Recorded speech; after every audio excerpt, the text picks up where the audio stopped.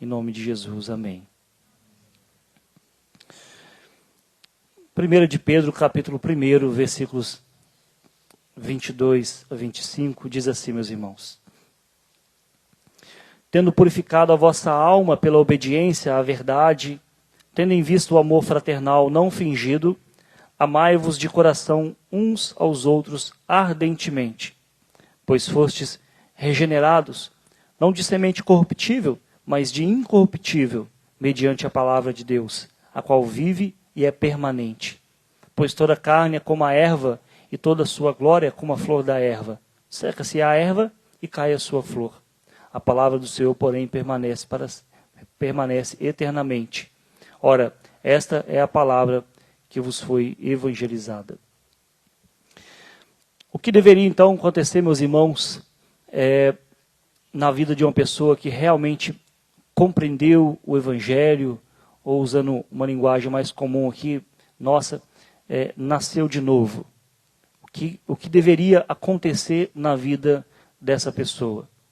Nessa passagem de hoje, Pedro fala sobre os resultados da salvação.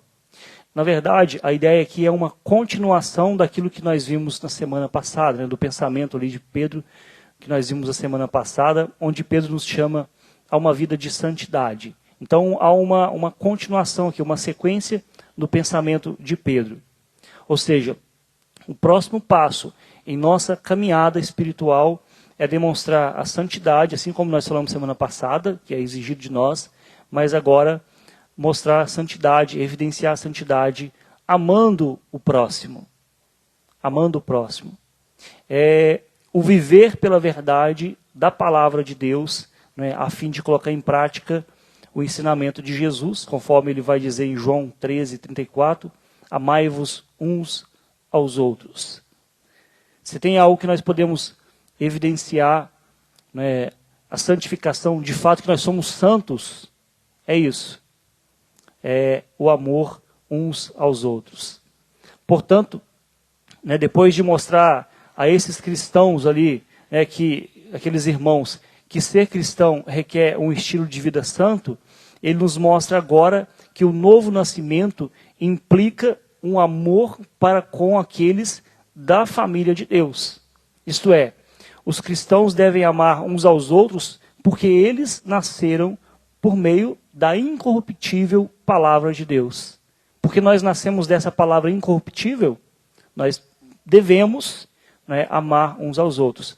Mas nós sabemos que isso não é fácil. Os irmãos hão de concordar comigo. Nós sabemos que isso não é fácil. Considere, por exemplo, os nossos irmãos de sangue. Vamos pensar aqui nos nossos irmãos de sangue. Você costuma dizer para os seus irmãos de sangue que você os ama? Se você faz isso, você está de parabéns. Porque muitos de nós só faz isso na rede social. No Facebook, no Instagram, talvez no dia do aniversário. E não quer dizer que você não os ama. Não quer dizer isso. É bem provável que você ame sim, né? Só que nós não costumamos demonstrar isso. Né? E é difícil às vezes demonstrar isto, né, o amor pelos irmãos de sangue, sabe por quê? Porque nós os conhecemos. Porque nós convivemos com eles. Porque nós fomos criados com eles. E por conhecer, nós sabemos dos seus defeitos, que são semelhantes aos nossos defeitos. E aqui que é o grande problema da convivência entre irmãos. Porque pessoas com os mesmos defeitos, convivendo junto, é choque na certa. É 2 fios desencapados. Né? Vai dar curto. Então, normalmente nós não demonstramos esse amor, justamente porque nós conhecemos os nossos irmãos e sabemos que eles têm defeitos, assim como nós. Os defeitos deles são semelhantes aos nossos defeitos. Mas enfim, se é difícil amar ou demonstrar amor a esses que nasceram, né, e cresceram junto conosco, que dirá o irmão que está ao seu lado, que pouco sabemos a seu respeito? Que dirá o irmão que está do seu lado? Não precisa nem olhar para o irmão para ver quem que é, né, que está ao seu lado e que pouco sabemos a seu respeito. Mas eu preciso de falar uma verdade. Nós, mesmo não sendo irmãos de sangue, nós nascemos de novo pelo sangue de Jesus. Nós não somos do mesmo sangue, mas nascemos pelo mesmo sangue, que é o sangue de Jesus. Nascemos pela mesma palavra, que é a palavra de Deus. E isso deve nos motivar a amar os irmãos da fé, sejam eles quem for. Isso é o maior incentivo para amar os irmãos da fé, sejam eles quem for. Nós vamos falar um pouco sobre isso hoje. E eu não vou falar para você, vira para o lado e fala para o seu irmão, eu te amo, meu irmão. Nós não temos essa prática, pode ficar tranquilo, tá, meus irmãos? Enfim, até aqui nós vimos que o propósito dessa carta era o quê? Preparar a igreja naquele contexto que é a atual Turquia moderna para a perseguição que estava aumentando cada dia mais, em especial depois que Nero colocou fogo em Roma e, para se livrar, jogou a culpa sobre os cristãos.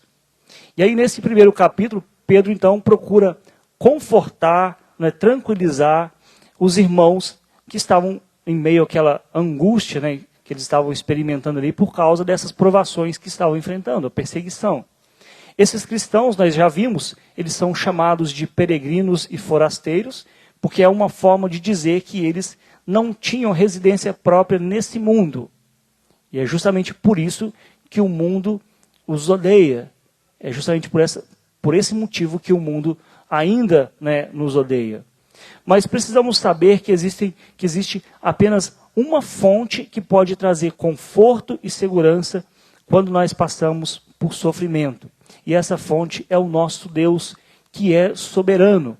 E aqui deve ficar claro o seguinte: é necessária a soberania de Deus para trazer conforto e segurança em meio às provações, às tribulações que nós enfrentamos na vida. Porque, veja bem, um Deus compassivo pode trazer conforto. E Deus é compassivo. Nosso Deus é compassivo, né? Mateus capítulo 9, nós vimos aqui, passando hoje pela manhã, Jesus olha para aquela multidão e ele tem compaixão delas. Então, o nosso Deus é um Deus compassivo. Mas, a menos que esse Deus compassivo seja também soberano, esse conforto será apenas um alívio para aquela dor imediata. Ele não pode trazer um alívio eterno se não for um Deus soberano. Mas nosso Deus soberano pode, porque ele ainda pode cumprir a sua vontade ao trabalhar todas as coisas para o bem daqueles que o amam, daqueles que são chamados segundo o seu propósito, incluindo o mal que as pessoas fazem umas às outras, em decorrência do mundo que nós vivemos, que é amaldiçoado pelo pecado. Então, nosso Deus soberano nos dá esperança para o futuro que transcende tudo aquilo que está sendo vivido agora, no presente. Lembra que a primeira mensagem nós abordamos isso? Saber do que aconteceu no passado e o que vai acontecer no futuro nos dá segurança para vivermos o presente. E é por essa razão que Pedro dá tanta ênfase na soberania de Deus no processo da salvação, chamando aqueles a quem ele está enviando essa carta de eleitos segundo a presciência de Deus. No versículo 1. Dizendo também que foi Deus quem, na sua muita misericórdia, nos fez nascer de novo para uma viva esperança, por meio da ressurreição de Jesus Cristo dentre os mortos, no versículo 3. E aí falamos dessa viva esperança para a qual nós somos regenerados. É a palavra que eu trabalhei com as crianças aqui. Nós somos regenerados para uma viva esperança. Isto é, nascemos de novo para uma esperança que está além do aqui e agora. E por último, semana passada, nós abordamos a questão da obediência que devemos ter como filhos e filhas de Deus, não nos amoldando as paixões que nós tínhamos antes de Cristo. As paixões que são comuns nesse mundo que nós estamos, mas do qual dele nós não pertencemos. Não podemos nos amoldar a essas paixões. Hoje vamos aprofundar um pouco mais sobre o efeito regenerador da palavra de Deus em nossas vidas.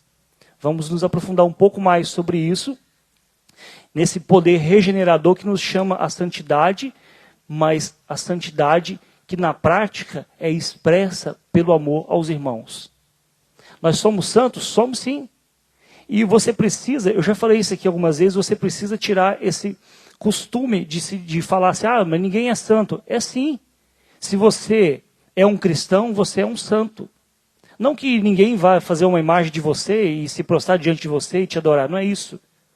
Santo no sentido de que nós somos separados, a palavra santo é isso, separados para a obra de Deus. Se você é regenerado, você é santo.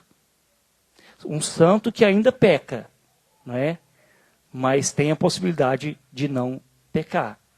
Portanto, meus irmãos, preste bem atenção, porque hoje eu vou falar algumas coisas que você não quer ouvir, mas são coisas necessárias. São coisas necessárias. Há um famoso estudioso chamado William Barclay, um estudioso do Novo Testamento, ele comentando esse texto, ele diz assim: a vida de Cristo é uma vida de amor fraternal que se expressa em um amor sincero e constante pelos irmãos. O cristão nasceu novamente, ele vai dizer, não da semente mortal, mas da semente imortal. E isso significa que, em primeiro lugar, a nova vida do cristão não se deve a nenhum agente humano, mas sim à ação divina. Lembre-se daquilo que Jesus disse, né, ou melhor dizendo, João, né, vai dizer lá em João capítulo 1, versículo 13. As pessoas que não nasceram da carne nem do sangue, né, nem da vontade da carne, nem da vontade do homem, mas sim de Deus. Essa palavra em nós, né, inserida, evangelizada, é ela que nos faz nascer de novo. Então nós nascemos de novo, não foi por nenhuma ação humana, mas sim pela ação divina. Em segundo lugar, significa que o cristão nasce novamente por essa palavra. E a figura usada aqui, né, de palavra como semente, é a mesma figura daquela parábola do semeador. Eis que o semeador saiu a semear. Quando Jesus explica a palavra, essa parábola, ele vai dizer que a semente é a palavra de Deus. A ideia central aqui é que o cristão é uma nova criatura porque a vida de Deus está nele. Você não é uma nova criatura porque você agora segue todos os rituais da religião. Você é uma nova criatura porque a vida de Deus está em você. E a maior característica da vida de Deus em nós é o amor. Essa é a maior característica. Não é porque você usa um estilo de roupa, não é porque você segue um ritual litúrgico, mas é porque você expressa o amor de Deus. Portanto, o cristão precisa mostrar em sua vida o amor de Deus. E aí, pensando nisso, nós vamos trabalhar o seguinte tema aqui, que seria uma parte B, não é? Quais são os resultados, né, do novo nascimento, parte B. Porque a parte A nós vimos semana passada, que é aquela busca pela santidade, ser de santos, porque eu sou santo. Então vamos ver então. O novo nascimento, em primeiro lugar, é marcado pelo amor aos irmãos. Né, o amor fraternal, é o que ele vai dizer aí nos versículos 22 e 23. Tendo purificado a vossa alma pela obediência à verdade, tendo em vista o amor fraternal, não fingido, amai-vos de coração uns aos outros ardentemente. E eu quero destacar aqui o amor entre os irmãos como resultado, então, da alma purificada pela obediência à verdade. É o que ele vai dizer aqui bem no início desse versículo 22. Ou seja, ele está se dirigindo aqui a pessoas que, ao contrário dos descrentes, são obedientes a Deus. Nasceram de novo, têm uma vida diferente e, como tal, precisam mostrar esse amor de forma ardente, ardentemente. Você precisa deixar a frieza que caracteriza uma vida, né, com falta de fé, e demonstrar um amor fervoroso, que é sinônimo de que você, né, foi regenerado. O que Pedro está dizendo aqui, na verdade, não é novidade. Pelo contrário, é na verdade uma repetição daquilo que Jesus disse em João capítulo 13, 34 e 35, que diz assim: novo mandamento vos dou, que vos ameis uns aos outros, assim como eu vos amei, que também vos ameis uns aos outros. Nisto conhecerão todos que sois meus discípulos, se tiverdes amor uns aos outros. E aí podemos dizer que Pedro, ele até aprofunda as palavras de Jesus ao qualificar que tipo de amor espera que seja desenvolvido entre os irmãos. Ele diz que é um amor de coração e ardentemente. Ardentemente.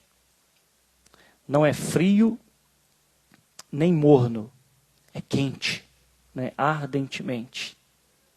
É esse tipo de amor que Pedro vai qualificar aqui, que deve ser evidenciado, né, como prova de que nós somos regenerados, de que nós nascemos de novo.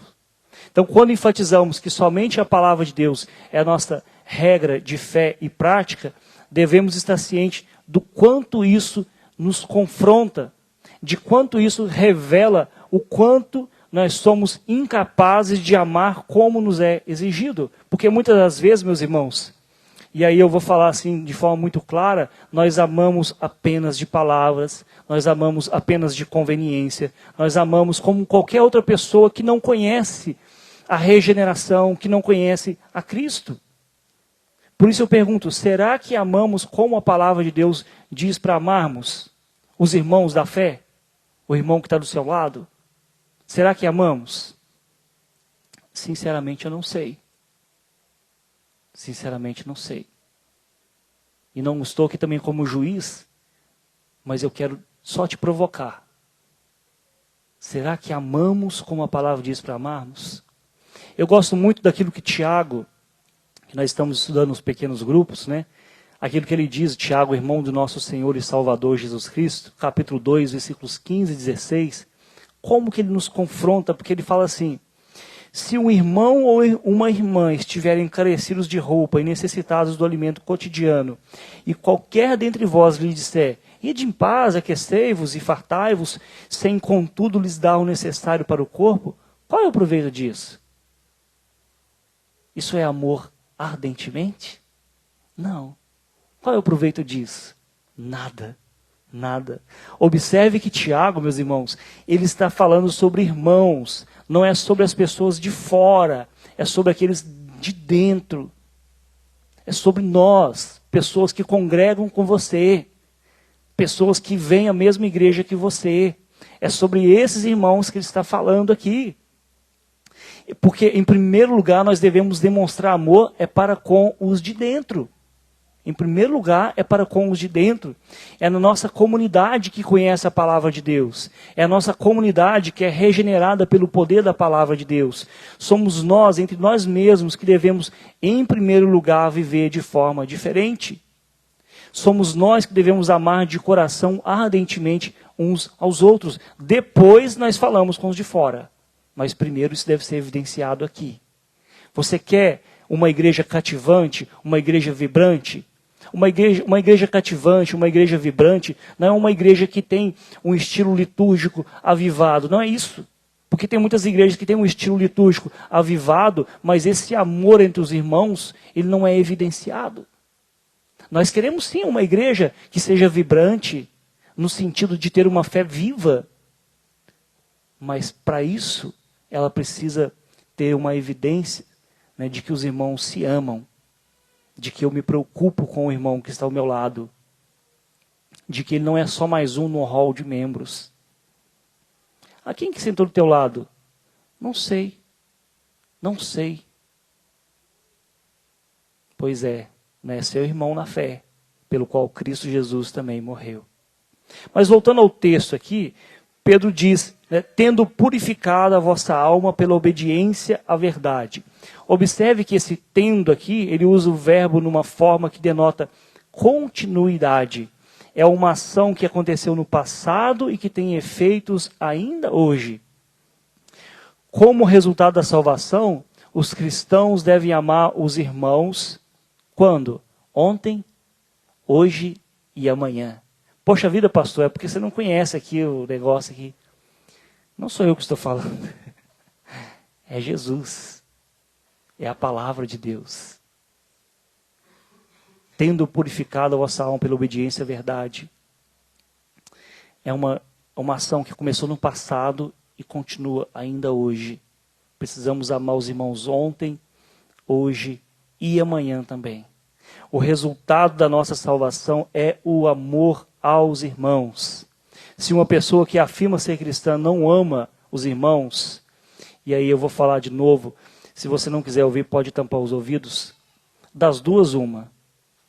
Ou você não compreendeu o evangelho, ou você não nasceu de novo. Se você diz ser um cristão e não ama os irmãos, das duas uma. Ou você não compreendeu o evangelho, ou você não nasceu de novo. E eu sinceramente quero acreditar que muitos de nós não entenderam. E que essa noite vai entender, pelo poder do Espírito Santo. Não é porque eu estou falando, pelo poder do Espírito Santo. Porque não tem como... Tem como torcer por Flamengo e por Fluminense? Fica difícil, né? Não tem como também, meus irmãos, dizer que é cristão e não amar os irmãos. Pastor, mas o irmão... Meu amigo, é irmão e pronto, acabou. Nasceu pelo sangue de Jesus, como você. Então eu quero acreditar que você ainda não entendeu, se esse for o seu caso. Mas eu espero que não. Eu espero que não. E veja bem, se você está ouvindo essa palavra, pense em primeiro lugar o seguinte, ou deixe de pensar que essa palavra é para aquele irmão que não veio. Poxa vida, se aquele irmão lá que não veio tivesse aqui, essa palavra é para ele. Não, essa palavra, para começar, ela é para mim, que o ouvido mais próximo da boca é o meu, e para você que veio. E para você que está acompanhando o culto também pela internet. Essa palavra é para nós. É para nós, meus irmãos. Precisamos.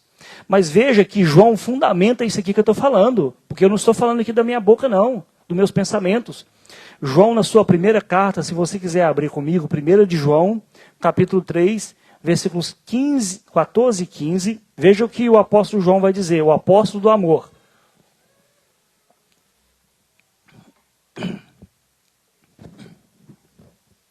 Ele diz assim: nós sabemos que já passamos da morte para a vida porque amamos os irmãos. Ou seja, sabemos que convertemos, né, da morte para a vida porque amamos os irmãos. Aquele que não ama permanece na morte, não se converteu. Todo aquele que odeia o seu irmão, poxa vida, tem umas coisas, por que está na Bíblia, né? Todo aquele que odeia o seu irmão é assassino. Ora, vós sabeis que todo assassino não tem a vida eterna permanente em si. Lembra que eu falei? Eu te dei a chance, que eu vou falar de coisas que você não gostaria de ouvir. Nós sabemos que já passamos da morte para a vida porque amamos irmãos. João diz que quem não ama o irmão não passou da morte para a vida. Continua na morte espiritual, da qual todos nós nascemos.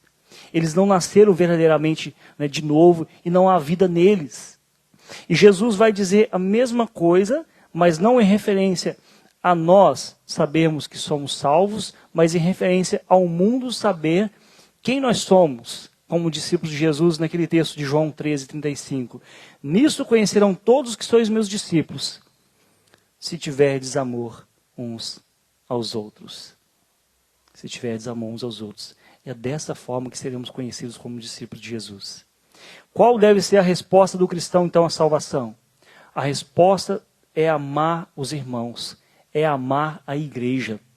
Porque Deus nos chamou para amar a sua igreja e honrá-lo enquanto fazemos isso. Amamos porque nascemos de novo. Amamos, né, porque Ele nos salvou para esse propósito. E isso deveria nos identificar para o mundo e trazer paz ao nosso espírito de que nós nascemos de novo. Nasci de novo, sim. Por quê? Porque eu amo os meus irmãos, independente de quem eles são. Às vezes eles me fazem coisas, me falam coisas, mas eu os amo, porque eu nasci de novo. É fácil isso? Claro que não. Não é fácil. Não é fácil porque você precisa amar pessoas como você mesmo.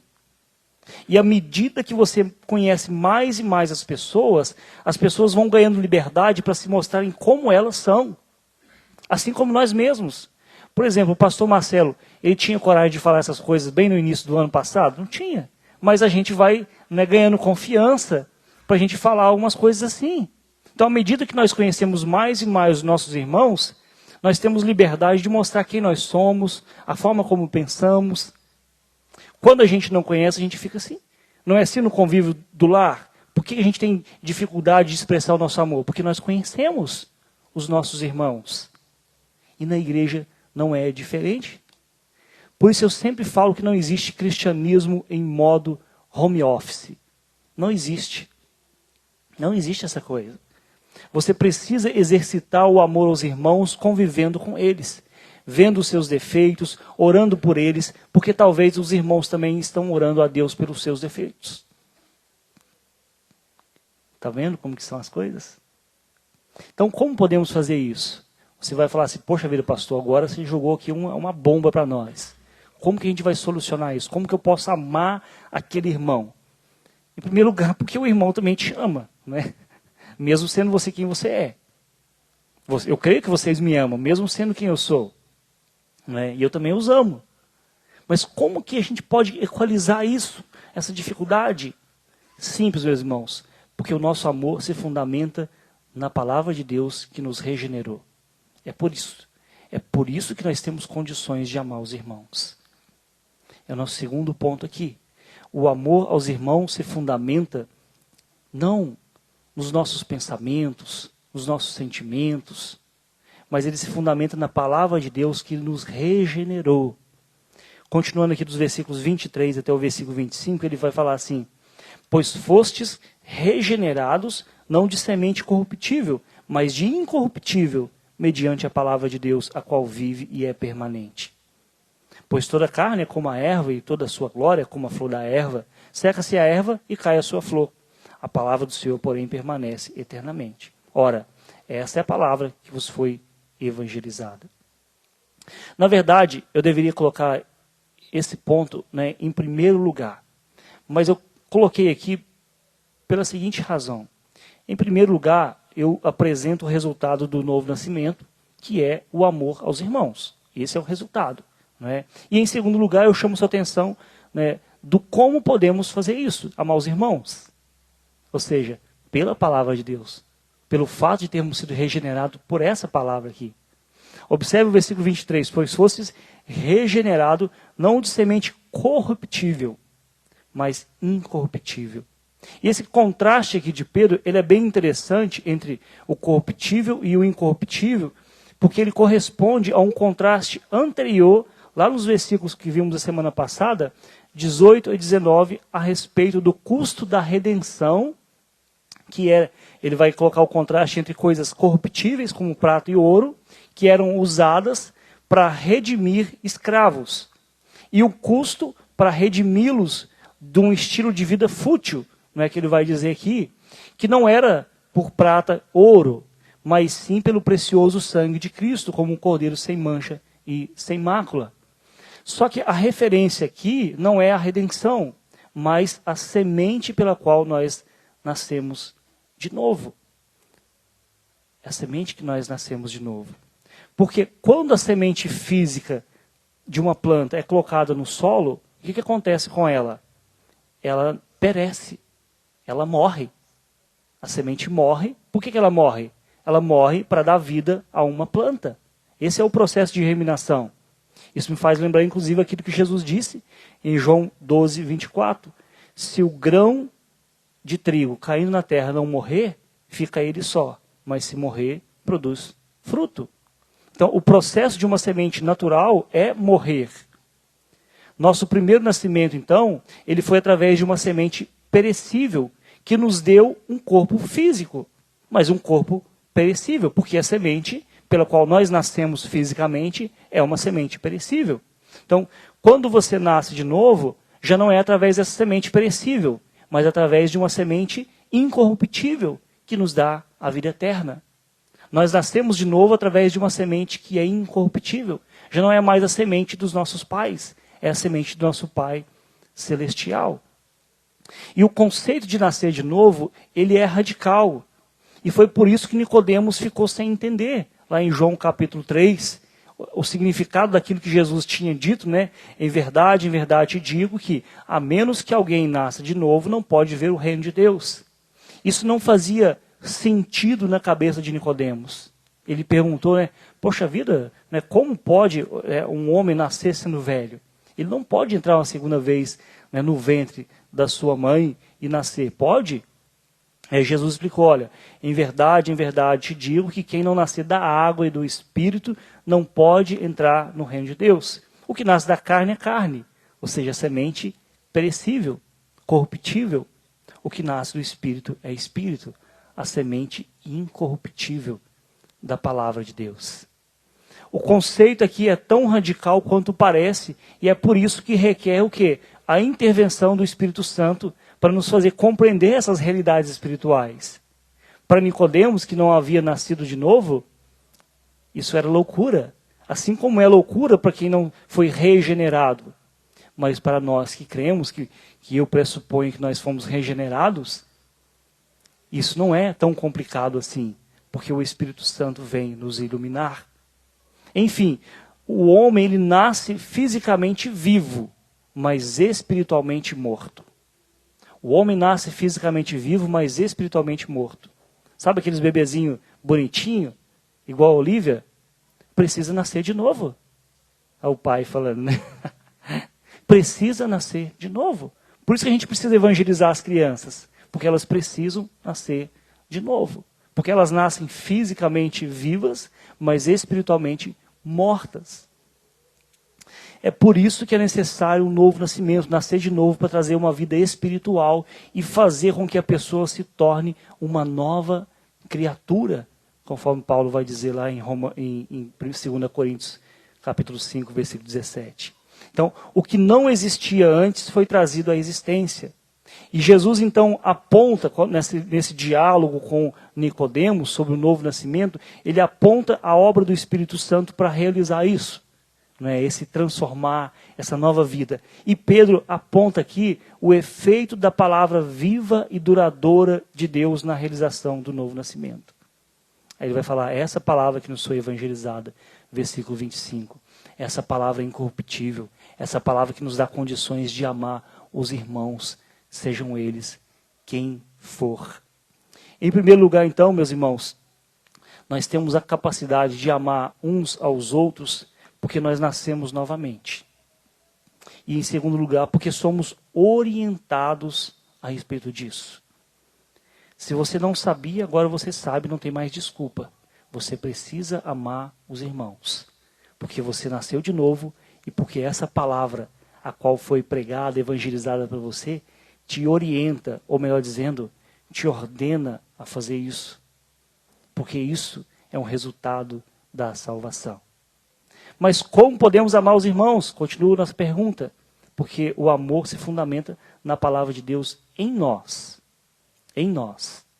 Infelizmente, meus irmãos, algumas pessoas que, né, são salvas, né, nós sabemos que são salvas, elas tendem às vezes a continuar com uma vida que tinha anteriormente, né, a conversão, né, antes de receberem a Cristo. Às vezes para essas pessoas que não entenderam ainda, estou pensando naquelas que não entenderam, né, a salvação é apenas um seguro contra o incêndio do inferno, não é? Mas não é só isso, porque a Bíblia vai nos dizer que esse novo nascimento, essa salvação, não é apenas um consentimento mental sem obras que correspondam a isso. A verdadeira fé, a fé que salva, a fé que nós temos, que eu creio que nós temos, ela sempre nos leva essencialmente a obras que vão validar essa fé. Nós estamos trabalhando isso em Tiago. Não tem como você falar que tem fé, mas não tem mudança. Como que a gente fala que tem fé, mas não tem mudança? Não tem obras? Que fé é essa? Tiago fala, pode acaso semelhante fé te salvá-lo? Não, não pode. Não é? Porque às vezes não é fé. Às vezes é um pensamento positivo. Às vezes a pessoa quase faz figuinha assim. Eu tenho fé que vai dar certo. Não é? Só não faz porque é crente. Mas isso não é fé, isso é pensamento positivo, meus irmãos. O amor aos irmãos da fé, meus irmãos, isso é a obra que é exigida de nós. E precisamos então amar os irmãos como amamos uma família. Olha só, quando ele diz, tendo em vista o amor fraternal, a palavra aqui fraternal é a palavra grega philéu, né, de onde vem nossa palavra filantropia, né, que é amor ao homem. e tem um sentido de amor a um membro da família. A ideia basicamente é essa. Você ama o irmão com o amor que você tem a um membro da sua família. E esse ensinamento, ele percorre todas as Escrituras. E às vezes esse amor aos irmãos da fé, ele sobrepõe-se ao amor que nós temos aos irmãos de sangue. Como assim, pastor? Se lembra quando Maria, mãe de Jesus, e os seus irmãos foram questionar Jesus, Marcos capítulo 3, eles queriam interromper a pregação de Jesus, e aí eles chegam assim, Senhor, a tua mãe, os teus irmãos estão ali fora e querem falar com você. O que Jesus fala? Então lhes respondeu dizendo, quem é minha mãe? Quem são meus irmãos? E correndo o olhar pelos que estavam sentados ao redor, disse, eis minha mãe e meus irmãos. Portanto, qualquer que fizer a vontade de Deus, esse é meu irmão, irmã e mãe. Quem é nossos irmãos?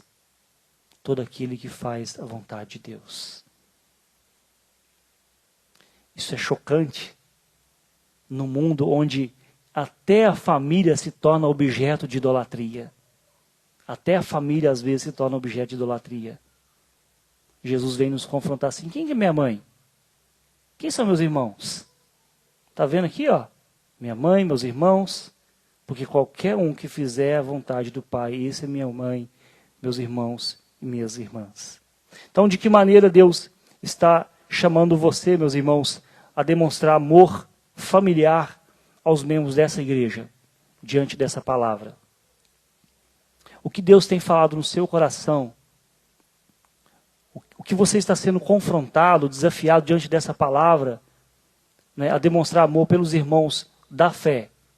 Eu sei que você ama os seus irmãos de sangue, às vezes não fala, Não fala, eu te amo, meu irmão, Às vezes fala no Facebook, no dia do aniversário, eu amo você, nossa, você é espetacular, Mas tudo bem, eu sei que você ama eles.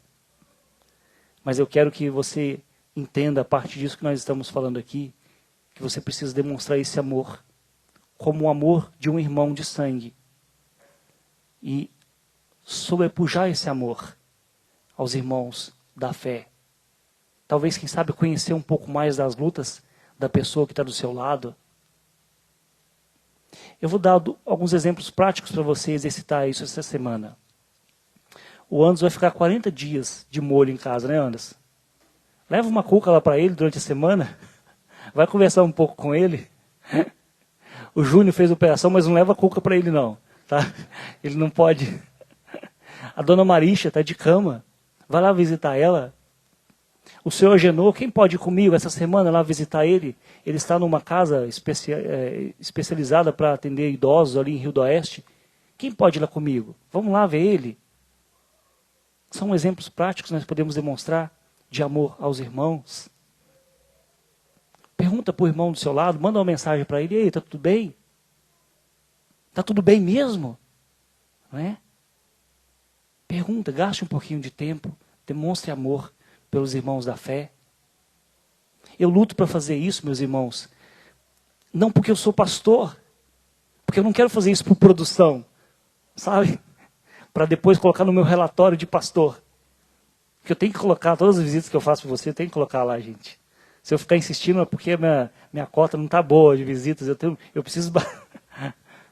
Mas eu tento lutar comigo mesmo para demonstrar isso, não por produção, porque eu sou pastor, mas porque eu sou o irmão de vocês. Às vezes falho nisso, como todos nós falhamos, mas precisamos lutar enquanto irmãos, enquanto pessoas que foram regeneradas, para demonstrar esse amor aos irmãos que passam, às vezes, situações, estão do nosso lado, situações difíceis, situações de privação, e que às vezes estão do nosso lado. Precisamos praticar isso, meus irmãos. Eu quero concluir aqui fazendo duas perguntas importantes. Primeiro, você realmente nasceu de novo? Não no sentido popular desse termo, você precisa nascer de novo para fazer isso. Às vezes nós utilizamos esse termo, você precisa nascer de novo para fazer isso. Eu quero perguntar verdadeiramente, você nasceu de novo do Espírito, O Espírito de Deus comunicou vida à sua vida? Talvez você possa estar se perguntando, como que eu posso ter certeza sobre isso? Na Bíblia nós temos inúmeros exemplos disso. Mas, diante do teste que nós temos aqui, eu diria que o primeiro, você obedece à verdade de Deus. Olha o versículo 22, tendo purificado a vossa alma pela obediência à verdade. Você obedece à verdade de Deus? Ou a verdade de Deus na palavra é uma coisa que você escuta aqui, mas saindo daqui, você vai obedecer às suas verdades? Né? Você é autônomo? No trabalho não tem problema, mas na fé não pode. Tá? Na fé não pode. Autônomo é aquele que tem a lei em si mesmo. Não é? A lei em si mesmo. É o que os nossos primeiros pais quiseram, ter essa lei em si mesmo. Nós seremos deuses se nós comermos esse fruto. Nós não podemos. Então, você obedece à verdade de Deus? Não é que nós não vamos pecar. É bem provável que até essa semana a gente venha pecar. É bem provável, sim. Mas você insiste, você luta. Quando você peca, você levanta, bate a poeira, sacode a poeira e continua. É isso, é esse esforço contínuo por obedecer essa verdade. Isso é um reflexo de que você nasceu de novo. Isso é uma evidência de que você nasceu de novo.